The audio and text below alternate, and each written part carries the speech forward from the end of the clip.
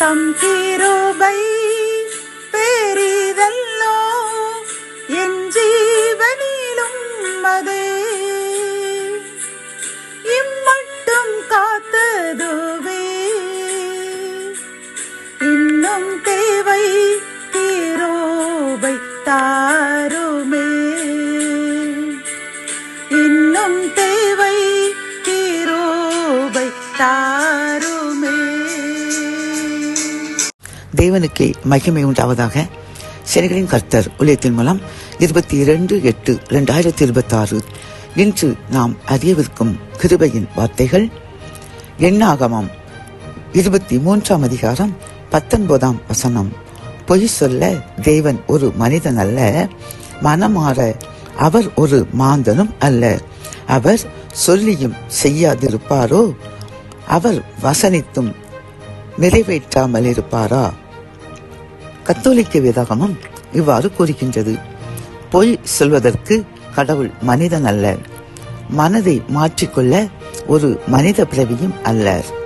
அவர் சொல்லியதை செய்யாதிருப்பாரா அல்லது உரைத்ததை நிறைவேற்றாமல் இருப்பாரா என்கின்றது. இந்த செய்தி கேட்டுக்கொண்டிருக்கின்ற என் அன்பு சகோதர சகோதரியே, இன்று கர்த்தர் இந்த கிருபையின் வார்த்தைகள் மூலமாக நமக்கு தரும் ஆலோசனையும் அறிவுரையும் என்னவென்றால், அவர் கடவுள், அவர் மனிதன் அல்ல. ஆகவே அவர் நமக்கு ஒரு வாக்குறுதியை தந்தார் என்றால் அவர் அதை நிறைவேற்றியே தீர்வேன் என்று வாக்கு கொடுக்கின்றார். பிரியமானவர்களே, சாதாரணமாக உலகில் நாம் கூட ஒரு நேர்மையாளராக உலகில் வாழ வேண்டும் என்று நினைத்து ஒருவருக்கு ஒரு வாக்குறுதியை இதை நான் செய்து தருவேன் என்று சொல்லும் பொழுது அதை எப்படியாவது நிறைவேற்றிவிட வேண்டும் என்று பிரயாசப்படுவோம். அப்படித்தானே? ஒரு சில நேரங்களில் நமக்கு அது செய்ய முடியாமல், அதை செய்து கொடுக்க முடியாமல் ஆகிவிடும். காரணம், நாம் மனிதர்கள். ஆனால் கர்த்தர் அப்படியல்ல. அவர் நமக்கு சொல்லிய அந்த வாக்கு தத்தங்களை, வாக்குறுதிகளை நிறைவேற்றியே தீர்வார். காரணம், அவர் கடவுள், அவர் தேவன். ஆகவே நாம் ஒரு சில பிரச்சனைகள் நம் வாழ்வில் நடந்ததற்காக கவலைப்படாமல், இது கர்த்தர் நம்மை பக்குவப்படுத்த தந்த சோதனை தான். கர்த்தர் நமக்கு கொடுத்த வாக்குறுதியை நமக்கும் நம் சந்ததிகளுக்கும் நிறைவேற்றியே தீர்வார் என்று விசுவாசத்தோடு இருப்போம். கண்டிப்பாக அவர் நிறைவேற்றி நம்மையும் நம் சந்ததிகளையும் ஆசீர்வதித்து உயர்த்துவார்.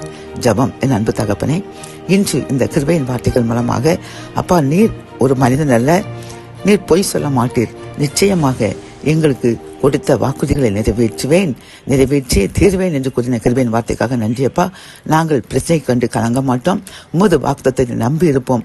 அதன் மூலமாக எங்கள் சந்ததிகளையும் எங்களையும் ஆசீர்வதித்து மேன்மைப்படுத்தும். மீட்பர் இயேசுவின் முன் ஜெபம் கேளும் நல்ல தகப்பனே. ஆமென்.